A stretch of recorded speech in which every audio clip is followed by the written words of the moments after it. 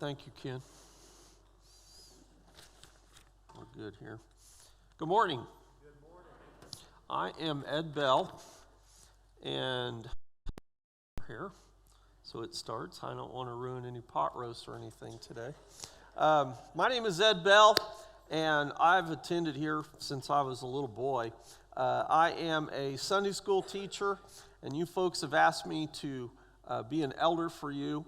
I've done that for many years, and Jerry Ingalls, our pastor, has asked me to fill in for him as he is at a funeral today. I'm also babysitting his dog, but his dog thinks it's summer camp, so he's very happy.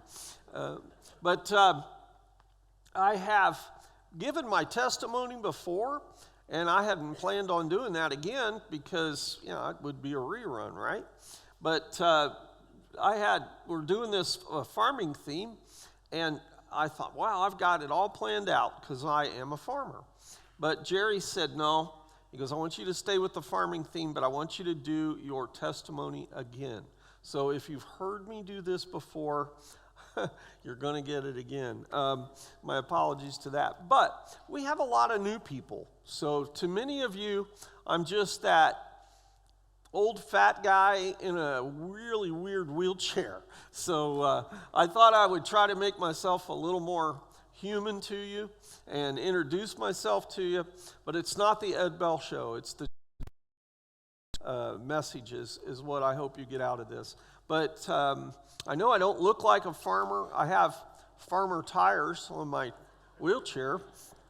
That's because I do make a living as a farmer. I've always been a farmer. Can we do the first slide, please? Can you pop that up? I haven't always used a wheelchair. I don't know if there's many of you that remember me before I got paralyzed. Maybe a very small amount of you.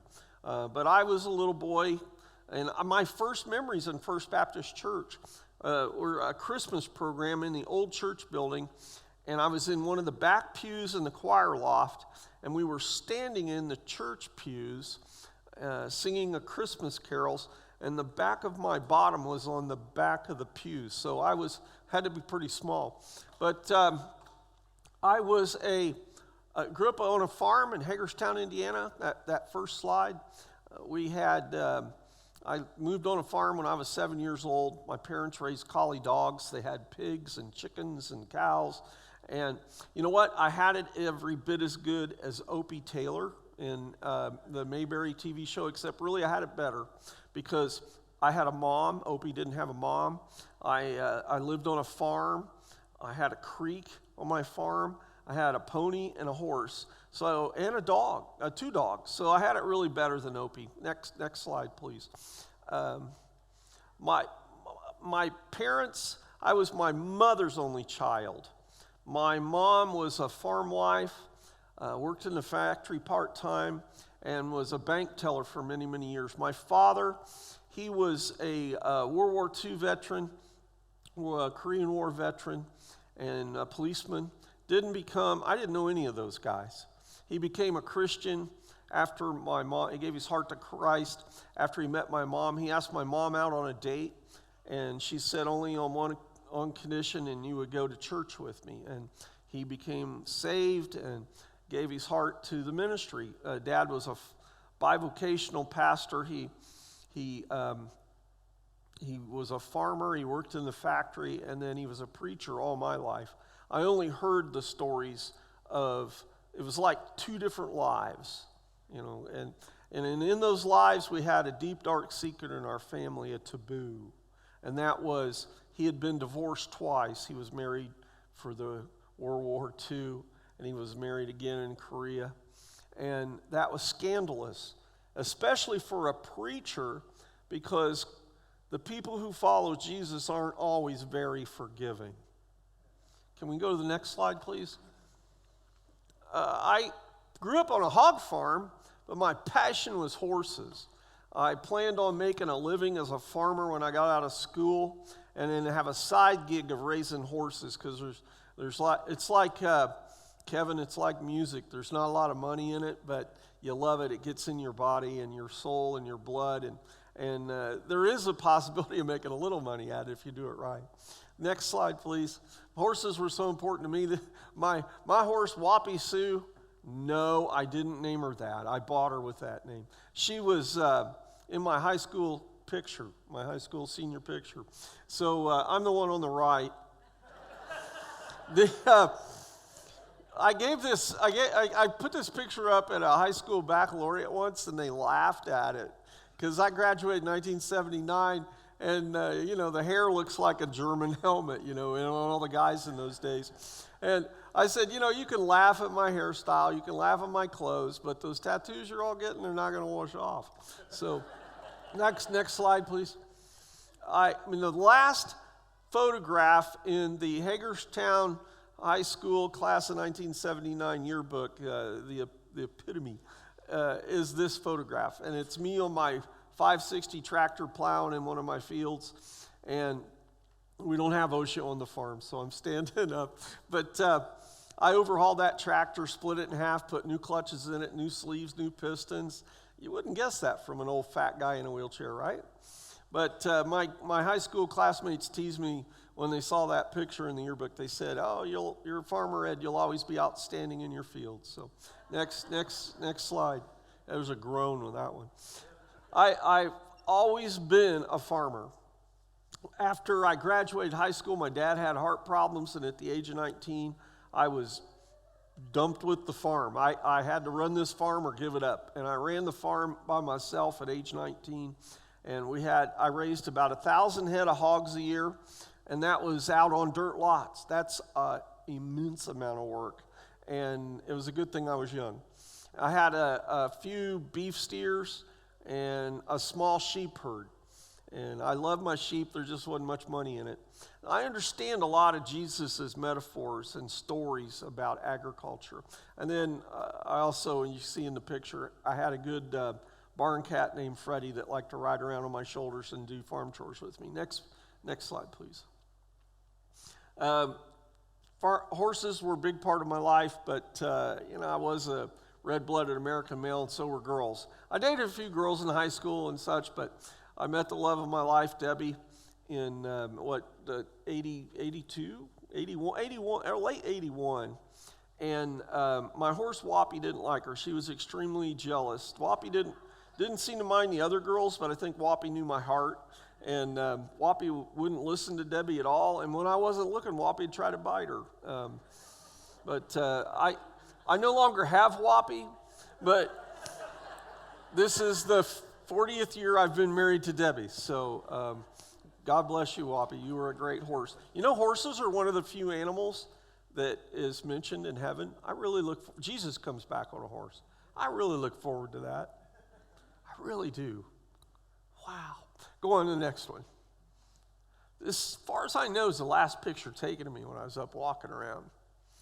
It was at World's Fair 1982. We thought it was pretty funny to have a pig farmer next to a pig. And I'm on the one on the left. And Hagerstown had their sesquicentennial that year, and they had a mustache contest, and my mustaches was all grown out. In the 80s, all of us had mustaches, but I actually had handlebars and won the mustache contest in the Hagerstown sesquicentennial. That was my claim to fame that year. And I had a ceramic cup and a razor, and they gave me the title Brothers of the Brush. So lost that in a house fire, so you'll just have to trust me. Next slide, please. Little things have a big impact. My life changed on September 5th of 1982. Just, 41 years ago, a couple days ago, on September 5th. I didn't even realize September 5th happened this year, and I was having a terrible day. It's because your body still remembers, and your subconscious still remembers. And in that evening, I was like, oh yeah, I was working alone on the farm. I'm like, I know what's wrong with me. That's why. And then it made it kind of better once I realized the psyche does wild things to you. But what happened to me was everybody, I hear people, I don't have very good hearing, but I hear so what happened to him? Why is he in a wheelchair? I know that. I remember that kind of stuff when I was up walking around. You know, when you were a little kid, your mom would scold you for staring at somebody with a disability. My mom, as I got older, would grab me by my sideburns to get my attention. That worked really well. But, you know, when I was little and didn't have sideburns, she just flipped me on top of the head. But somewhere deep down in our subconscious, we're afraid to look or ask or stare because we're afraid our mothers will come down and flop us on the top of our head. Don't stare, don't look. It's because it can happen to you. Our mothers are afraid of that. And we do that to our children. Deb and I dated about 6 months, and we were getting serious. We hadn't said we loved each other yet. We were obeying ourselves with Jesus, and what I mean by that, we kept our hands off of each other than we held hands, and we would maybe smooch a little bit. But we were talking about, so if you had kids, would you want to have kids? How many kids would you want to have? And we talked about our faith. She did that on our first date and fed me brownies. That's why I came back the second time. Should I tell them I went out with you 4 times before I memorized your last name? I probably shouldn't do that. We were getting serious.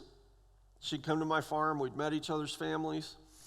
And we had one problem, though, and that was an ex-boyfriend that couldn't take no for an answer. And he kept getting worse and worse and worse, to the point that a restraining order was discussed. It was never pursued. Don't think it would have helped, because a restraining order is just a piece of paper. But the police were called once or twice, and he threatened us over and over. He was either on the phone or at the door. And Deb was living with her parents while we dated. And on the September weekend, or prior to September weekend, she moved out of her parents' home. She was a nurse, and I was farming. She lived in Indianapolis. I met her while my father was in the hospital by connection with her being a nurse. And she had just, on September 5th of 82, she'd moved out of her parents' home. She was working full-time at Wishart Hospital in the critical care unit, right?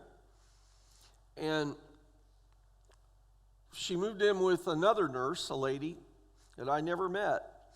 And on that weekend, she hadn't even unpacked yet, and she was really proud of the apartment.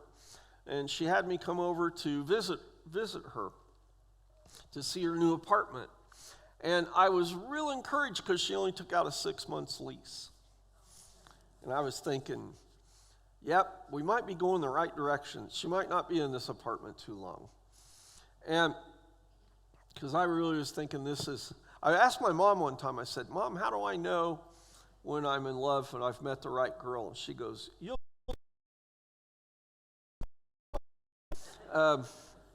because I just knew. But I went over to visit Debbie in this apartment, and it's a long story, and I've only got a short time. But long story short, this fellow came over. He banged on the door, cursing, yelling. That wasn't anything new. We'd had that. He'd called on the phone, and but this time I heard bang, bang. And she said, oh, it's a backfire. That's gunfire. I'm a farm kid. I know what that is. And then we heard glass break. And he had shot at the apartment, and one of the bullets went through a window. And he got in his car and drove away and squealed tires. And she had the curtains pulled. There was these glass sliding doors, and it was a second-story apartment with an outside balcony. And I peeked out the curtain, and I saw him with it, pulled it back, and he got in his car and squealed his tires, drove away. We called the police. Police came, and they wrote up a report and everything. And I said, it's a Labor Day weekend. Her parents were out of town.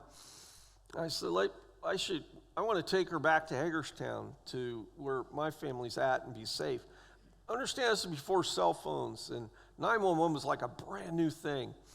In fact, when you called 911, they didn't even know where you were. You had to tell them everything. And they came in and they found a broken glass. They found a bullet that had skidded across the ceiling tile and fell down on a dresser. And I figured they'd put on rubber gloves and get tweezers like TV, right? Now they go, yeah, it's a bullet. You need to be careful. Yeah, I kind of knew that. So the police said, no, we don't want you leaving. We want you to stay here. Debbie had all his contact information. They said, we want you to stay here because this guy's liable to follow you. You're an hour away from your home.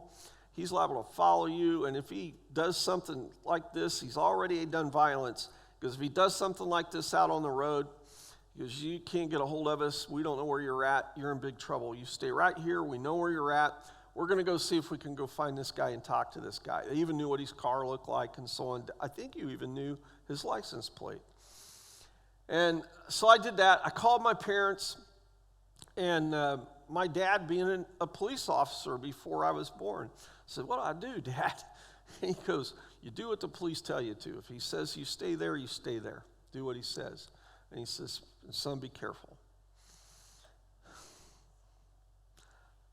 I drove the farm truck that weekend. This is the hardest part for me to tell.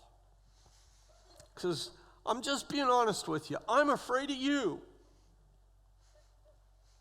I had a rifle in the farm truck. Yeah, you want to call me a redneck? Go right ahead. Rednecks and farmers look a lot alike, but we're a different culture. And I carried a .22 rifle in my farm truck because it was for four-legged predators, not two-legged predators. If it was for two-legged predators, I wouldn't have carried a .22. I'm not a pacifist, but I don't want to hurt anybody. I'm a farmer. If I wanted to hurt people, I'd have joined the military. There's bad people in this world that need to be hurt. I just wanted to feed people. I had a .22 in my truck. Judge me if you want. This guy, the first time he come over, he yelled. One of the things he yelled, he says, you need to take your little gun in the house, Ed. You might need it later. And the last thing I wanted to do is be shot with my own rifle, so I did. The next time he came over, after the police left, he's cursing and banging on our doors, and he has this big stick, and he breaks every pane of glass out of her vehicle and my vehicle, my truck. And I know he'd have taken that rifle then. And he climbs up on the balcony when he can't kick in the door. I tell her, get on the phone and call 911. And she's so nervous she can't remember her address because she just moved in. I said, get in that pantry in the kitchen. Their phone had a long cord, and I said, hide. Thankfully, she did what I told her to do. It's not a place for equality at a moment like that. Men and women are made differently. In the image of God, but we're made differently. And she did what I said. There's an authority structure. It's biblical, and there's a reason for it. I didn't write it, the Bible. I just tried to follow it. She got on the phone. She called 911. She had a hard time telling them where she was at because she couldn't remember her address under the stress of the situation. And he climbs up on the balcony. He's outside of a sliding glass door. That's all that's between me and him. And he starts kicking on this glass door with his feet as hard as he can. He's got a big honking pistol in one hand, and he's got a trench knife in the other hand. For those of you that don't know what a trench knife is, it's a set of brass knuckles with a double-edged blade about this long. It's made purely to kill people. It's not, you can't even really cut a watermelon with one. It's made to cut people. Thankfully, by the grace of God, he dropped that knife when he was kicking on the door. And I thought, surely this glass is going to break. And it's not all about me. She's in this room or in this apartment. And I picked up that rifle. I'm like, God, I don't want to shoot anybody. And this is the hardest part for me to tell you. And I cocked that puny little bullet into this Sears and Roebuck Ted Williams special rifle that my dad got for Christmas one year that was known to jam. And I picked it up and I stood around the corner. I didn't have cover, but I had concealment, and I could see the door. This glass is going to shatter. God, who's the strongest man in the Bible? Who's the strongest man in the Bible? Nick, who's the strongest man in the Bible? Samson. I go, God, give me the strength of Samson. Nick, that's a stupid idea. Samson was a huge sinner, and he died in the last fight. Don't give me any more suggestions. I prayed for the strength of Samson. And thankfully, God didn't answer my prayer. The glass door didn't break. The door latch broke, and he slid it open. He slid it open so hard the screen fell off, and the glass door slid back in a bounce and closed again. And I grabbed it, and he grabbed it, and he slid it open, and every other word's a swear word. I'll spare you. And he said, kill me, Ed. Kill me. Those of you that watch shows with guns and television and violence, they're not entertaining to me anymore. You've seen those situations where it's like suicide by cop. You know, they pull a gun at a cop and they go, kill me, kill me, kill me. I can't watch those because I lived it. I don't want to hurt anybody. I don't even want him to hurt himself. But for Pete's sakes, if you feel that way, don't hurt me. Don't make me hurt you. That's the worst of worst. I thought, I'm going to have to shoot this guy. He breaks in this apartment door. He steps in the living room. I know I'm 21 years old, but I'm old enough to know I have every legal authority and every skill into the tips of my fingers that I can put a bullet just above his eyes, right between his eyes and his nose. And I could drop him like a rock because I've dropped hogs bigger than him many times that had to put them out of their misery. I didn't want to kill anybody. I wasn't even angry. I just wanted it to stop. I break a bolt on the plow. Oh, I'm angry. If you guys would ever see me do that on my farm, you'd be ashamed to call me your elder. Because I've never lost my faith, but I have lost my religion a few times when I smashed my thumb. But I didn't feel that way that day. Maybe it would have helped me. I felt bad for him. I saw jealousy that I had at earlier times in my life. And I'm like, that's a demon, man. This guy's demonic by sin. But I saw someone who was still made in the image of God. And I didn't want to take his life. And he charged me. He got angry when I wouldn't kill him. And he charged me. And he got so close, he got a hold of the end of my rifle barrel. And we struggled. And finally, I hear, boom, his pistol goes off. And I remember Dad telling his police stories and his war stories. And he says he saw times where men got hit with high caliber ammunition or guns, and it passed right through them, and they didn't even know they were shot. And I remember in that struggle, you ever been in a car wreck where it's like boom, like that, but it's slow motion? Yeah, it's called slow time. Whoever made the first 10 minutes of Saving Private Ryan has had to talk to someone who went through it, because they replicate that slow time pretty good on that beach scene. And I remember thinking, gee, I wonder if I've been shot. And I just don't know it yet. And I backed down this hallway. I thought, I'm going to have to shoot this guy. It's not just about me. She's here. And I could hear her screaming at the top of her lungs in a closet, in a pantry, in the kitchen, on the other side of the apartment. I thought, I'm going to shoot this guy. And he's got a hold into my rifle barrel, and I pull it down as much as I can, and I put it right in his thigh, and it goes click. It went off. It just sounded click, because the 22 is just nothing. And I'm thinking, what happens when you shoot somebody on a TV show? Nick? They fall down. They fall down, the music changes, and then, the good guy, no, he just went, ah. He flinched and got angrier. And I'm like, It's not supposed to do that. It never does that on Gunsmoke. I'm seriously thinking it's like I'm in a movie, but there's no music. For years, I would have nightmares that I was watching a movie and I couldn't make it shut off. We back down the highway, boom, I hear him again. And when I can get down on his thigh or up a little higher, I pull the trigger. And it was happening in a flash. And honestly, I can't tell you how many times I pulled the trigger, but it was a few. And he put his hand over the end of the gun barrel like it was reflex of a squirt gun fight, and he got his hand shot up. We back down the hallway, and she hadn't unpacked yet.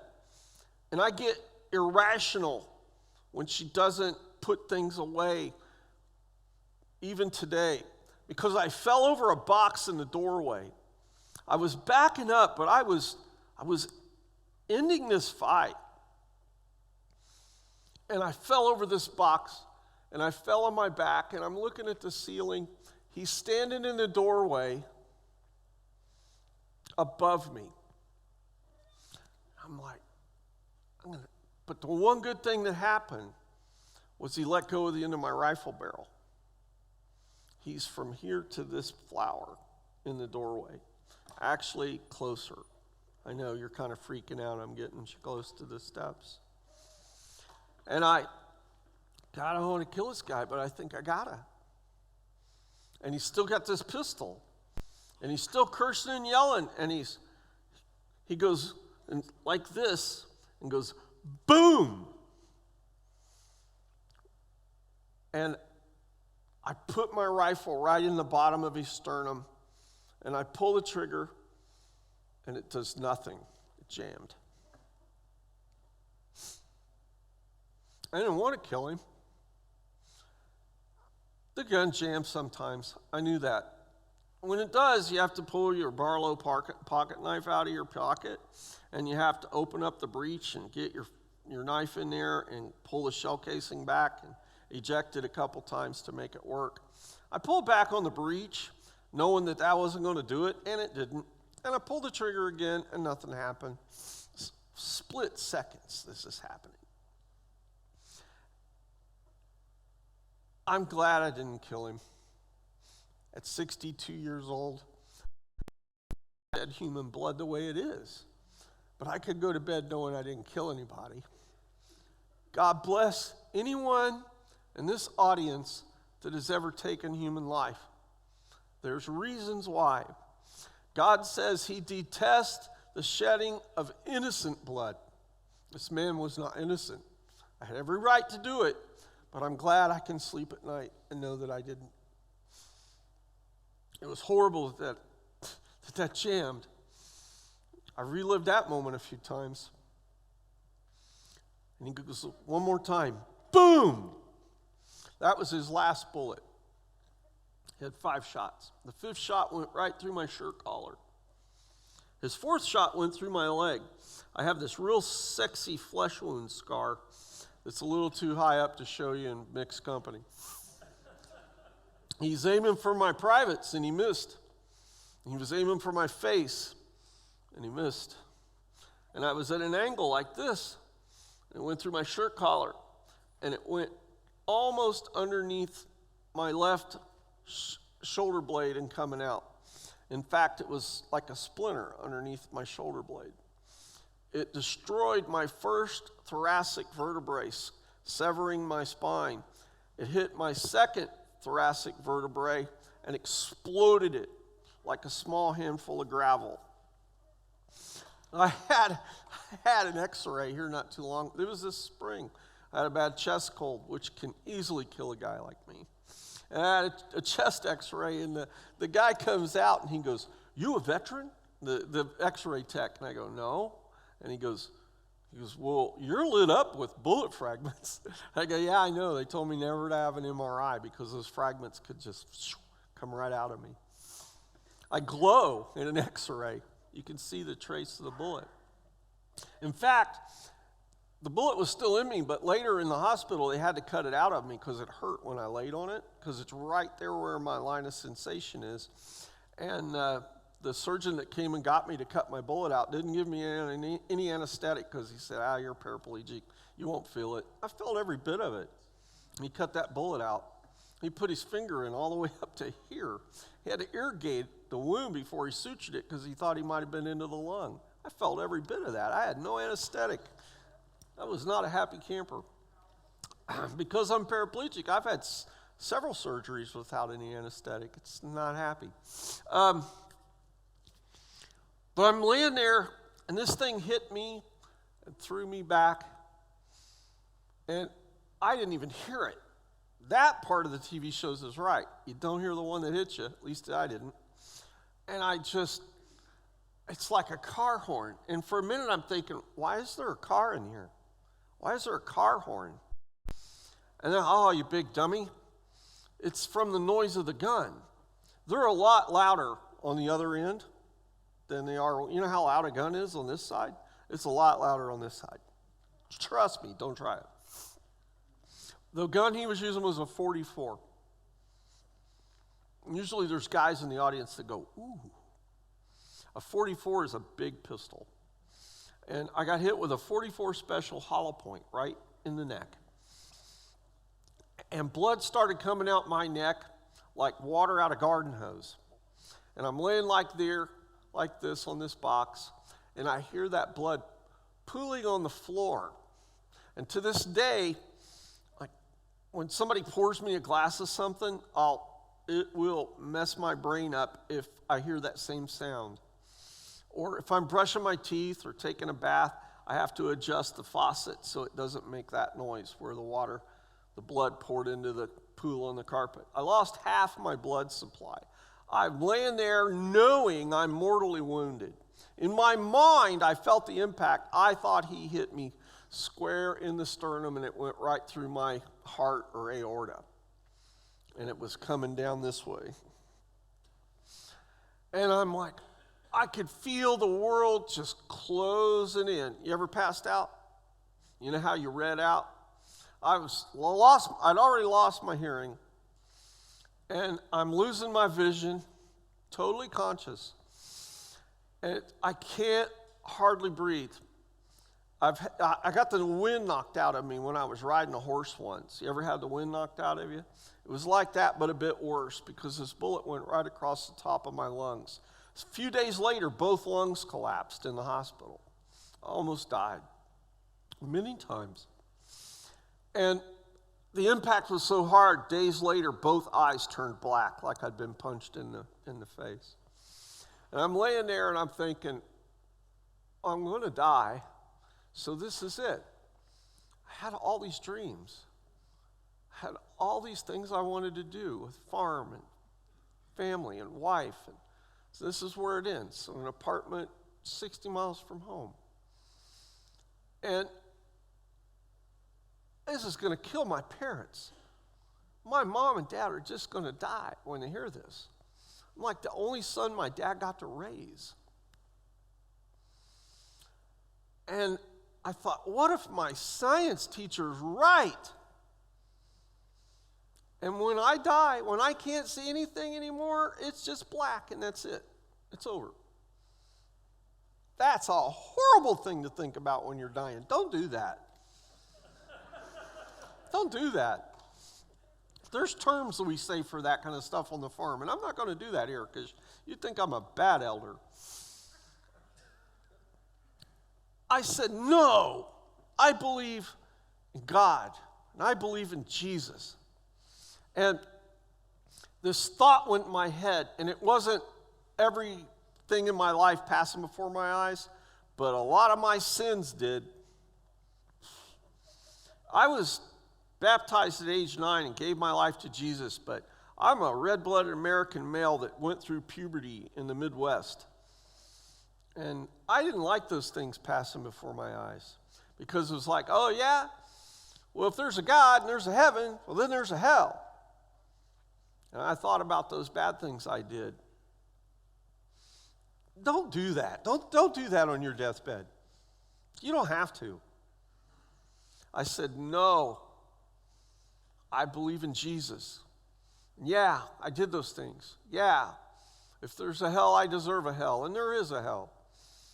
But I'm not going there. I'm going to heaven. I got nothing but Jesus. And I'm laying here at this time. Out of the corner of my eye, I can see my right hand doing a death spasm. And I go, I remember some gray-haired old lady in the basement of a church when I was my grandson's age. And he taught me this little song, one of the first songs I learned. Jesus loves me, this I know, for the Bible tells me so. We are weak, but he is strong. And I held on to Jesus because I got nothing else. Nothing else. No, I didn't go, hey, Siri, what do I do next? I got nothing else. And the blood stopped. I was totally awake an hour or so later when an ER doctor ran scans over my body and injected dyes into my system. He goes, clearly I know where the blood came from. You've lost half your blood supply. The nurse over here going, his blood pressure is 55/48, doc. And I'm so cold and I'm shivering because I'm in shock. And they can't give me anything for pain because it'll stop me from breathing. So I just got to ride it out. For 4 or 5 hours, I have to ride it out until they finally gave me some morphine. And I'm totally awake through all of this. And this doc, he says, clearly I know where the blood came from. It came from this hole. And they roll me around and let me scream, looking for another bullet hole. Well, there's one on your leg. I'm like, wow, I didn't know I had that one. Gee, Dad was right. You can get shot and not even know it. And he says, but what I'm concerned is you're bleeding inside. He did all these tests and these scans and the dye in my blood and this big ER machine. And he goes, he walks over, I'm immobilized, I'm totally quadriplegic and can't move. He walks over and looks down at me. He goes, well, Mr. Bell, he goes, I think we have a miracle here because I know where the blood came from, but I can't find where it leaked out. I know it came out this hole, but I can't see any veins or arteries where it left, that were damaged. Honestly, that's the truth. I'm not a charismatic Christian. And he said, but I don't have time to do any more about this. He says, I got a lot to do to keep you alive right now. I asked the ambulance attendant on the way into the hospital, am I going to die? They put me on a backboard and carried me downstairs and let me scream in the pain. I said, am I going to die? And he says, I don't know, buddy, but we'll do the best we can. The nurses are cutting my clothes off, and I said, I just bought my boots. Do you have to cut my boots? And the nurses look over at me, and they're crying. And they're going, no, we won't have to cut your boots. Because they knew I wasn't going to use my boots anymore. They're in the bottom of my closet. And I asked the doctor in the ER, am I going to die? He said, I don't know, buddy, but we'll do the best we can. And I'm like, 3 strikes, you're out, right? I hear screaming in another emergency bay just a couple of curtains away. And they're working on the guy who shot me. And I'm terrified he's going to get up and come over and kill me. And the nurse is like, what's the matter, honey? And I go, I know that's him. I'm afraid he's going to kill me. And they go, oh, honey, we're not going to let him hurt you.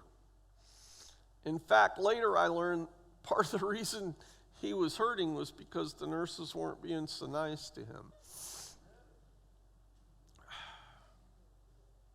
This isn't all about me, okay? When the blood stopped in that apartment, I heard God speak.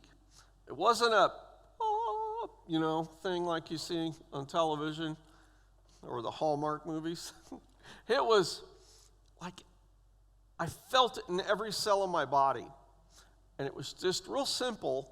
I'm not done with you yet. All right. He kept me alive. A few years later, let's do the next slide. A few years later, I got discharged from the hospital on December 12th of 1982. I got down just under 100 pounds. My hands are atrophied. By the grace of God, with a year and a half later, peripheral nerves healed where I have the use of my hands and fingers. I can't feel these two fingers on either hand because that's part of a T1, one thoracic vertebrae damage. I chuckle when people go, Ed Bell, he's paralyzed from the waist down. Like, I wish. I'm paralyzed from my collarbones down. I only have my arms and my neck muscles, and that's why I wiggle around so much. And you can see how I'm sloped over in the chair. I still do that. It's all smoke and mirrors. In fact, I make my elbows sore all the time, leaning on my elbows. You can see the stress in my parents' picture, in their faces there. Next slide, please. I came home in a 25-pound stainless steel manual wheelchair because they said I get fat and lazy when if I ever used a power chair. My parents raised collie dogs on our farm. I'm convinced the dog on the right, her name was Hope, went blind and died early because she couldn't herd hogs with me anymore, and she didn't understand why I couldn't walk with her out in the sheep pasture. Next slide, please. Debbie and I got married in 1983. The first time I told her I loved her, I was laying on my back on a box in her apartment dying. And she had just rolled a cop off of me, who was the most beautiful thing I'd seen in the world, this policeman coming to save me. He took his handkerchief, wrapped around his finger, and stuffed it in my bullet hole. And I remember how much that hurt and thinking, man, I've lived through being shot in the neck, and now I'm going to die of some booger infection. Debbie rolled him off, and he ended up in the closet. And she said, I'm a nurse, and she put direct pressure on my neck, and I said, I love you, and she said, I love you. That was the first time we said that to each other. We got married after the trial, and this man was sent to prison.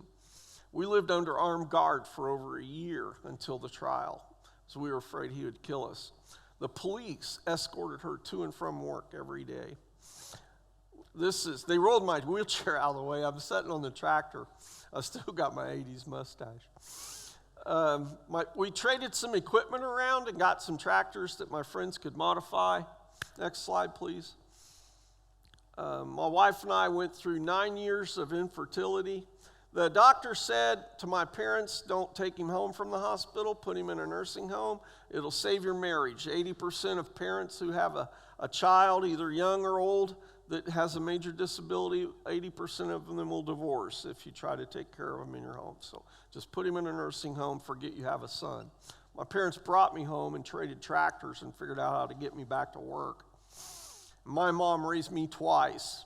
She raised the first Ed that was alive, and that one died on an apartment floor in Indianapolis, Indiana. And the second Ed she raised again, I had to learn to get dressed. It took me 11 years to figure out how to go to the bathroom by myself.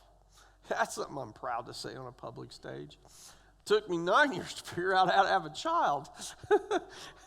I'm not going to talk about practicing in the church. We started a strawberry farm and raised commercial strawberries because nobody else raised strawberries, and I figured I could win by default. Next slide, please. I have 12 acres of strawberries. I'm not here to give a commercial, but I raised strawberries. The collies went away. We got Doberman pinchers when the parole started rolling around because when you almost killed, it changes your world's point of view. Next slide, please. I do all the tractor work myself. I do all the production. I do all the marketing as far as getting people to come to the farm to buy, and Debbie does sales because I don't like touching a cash register. And quite frankly, I'd rather work with strawberries than people. Next slide, please. However, God himself has told me my calling in life is very simple. Till the soil and cultivate people when you have a chance. So today I'm here with a whole bunch of seed, and I'm pulling weeds, weed and seed. It's not all good. This is a day that I fell out of my chair. I rolled over, and I had to ask my Amish neighbor to get my tractor and a loader bucket to get me back in my chair. Amish don't drive tractors and run loader buckets. That's trust. That's trust. I'm laying on the ground watching this Amish man drive my tractor with a loader bucket on the ground right up to me, and I'm thinking, maybe this wasn't a good life choice. Next slide, please. Next slide, please. My tractors are modified, and I've told you what my life's calling is. In essence of time, let's move on quickly to the next slide. This is Robin Larson. I pray for him every day. In that spinal cord rehab that I went to after I got out of the hospital, I was in there for months. There was 20-some men and one woman who had little kids. She was quadriplegic. I saw her hold a milk carton made out of cardboard one day and rip it open with her teeth because she wanted to live so bad to get back to her children. Every one of them are dead now except me and Robin. We're the only two survivors from the class of 82. And we both trust Christ. Robin tells me every time we talk, I'm going to beat you in a foot race on those streets of gold. Bless his heart. He never got his fingers back. We had that in common for a while. I was blessed with my arms. Next slide, please. Let's preach a little bit. And then I'll quit. I know I'm over. John 12, verse 24 through 26. This is Jesus talking. Very truly I tell you, unless your kernel of wheat falls to the ground and dies, it remains only a seed. How many of you are just one cotton picking seed? A seed. We don't raise cotton around here, but how many of you just a seed? Anyone who loves their life will lose it. While single seed, but if it dies, it produces anyone who loves his life, while anyone who hates their life in this world will keep it eternally.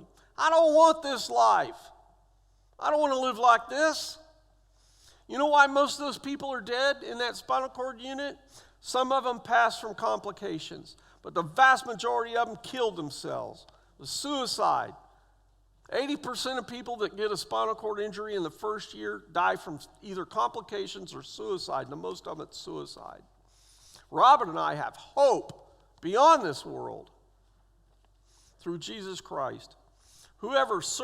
Jesus says, whoever serves me must follow me. And where I am, my servant also will be. My Father will honor the ones who serves me. This stinks, but he's taking care of me. He surrounded me with people who love me, including some of you, I hope. Matthew, next one, Matthew chapter 16, verse 24 through 26.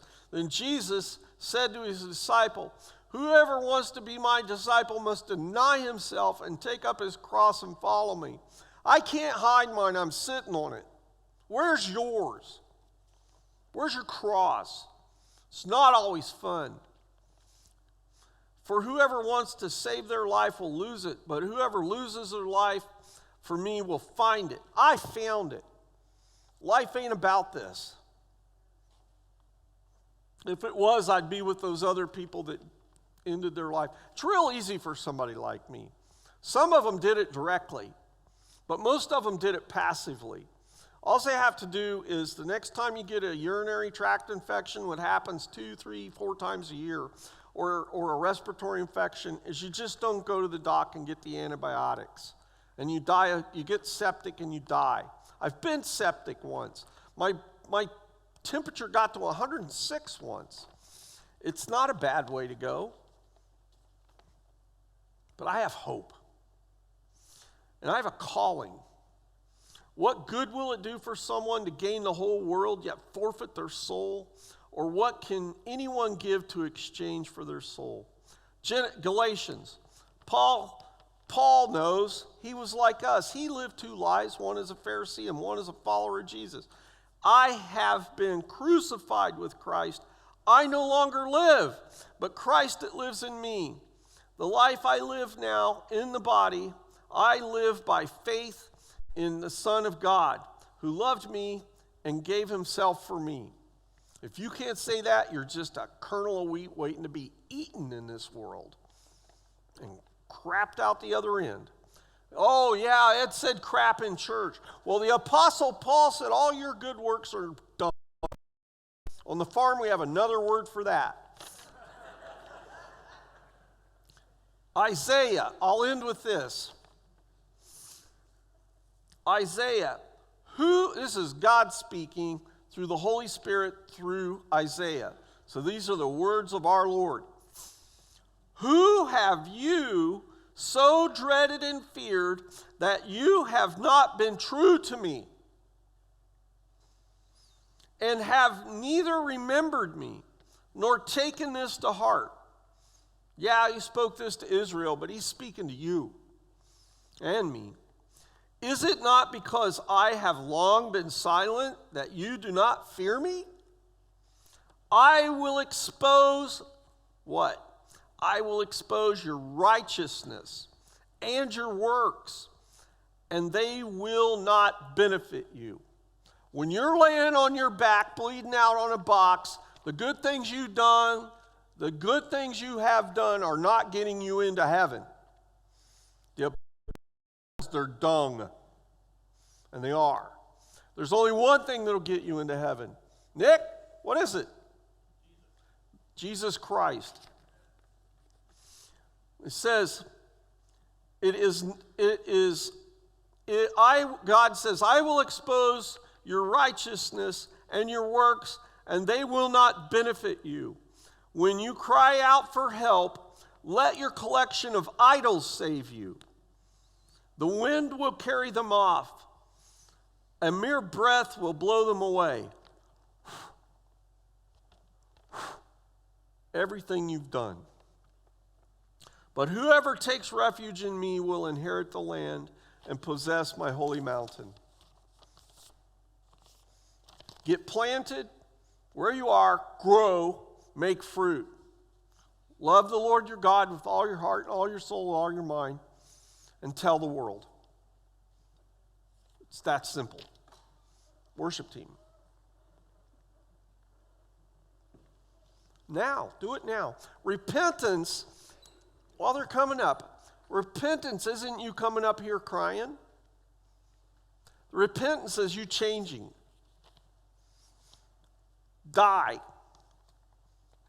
Let that rot, and then sprout new and follow Christ, no matter what the cost.